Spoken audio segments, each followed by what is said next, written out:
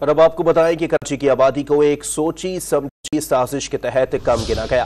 اندرون سندھ اور کراچی کی آبادی گننے میں لسانی تفریق کی گئی۔ رہنما ایم کیو ایم پاکستان خالد مقبول صدیقی نے ایک بار پھر مردم شماری پر اعتراضات اٹھا دیے۔ کراچی کی آبادی کم گننے پر کمیشن بنانے کا بھی مطالبہ کر دیا۔ ہر بار آپ نے صرف ایک شہر کو، ایک کمیونٹی کو نشانے پہ لے کر اس کی آبادی کو گنا ہے۔ ہم کراچی کی بات تو کر رہے ہیں، لیکن جس کمال ہنر کے ساتھ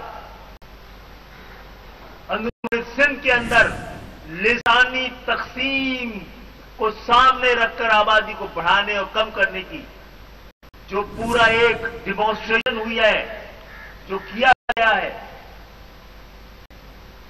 اس کے لیے بھی کوئی کمیشن قائم ہونا چاہیے۔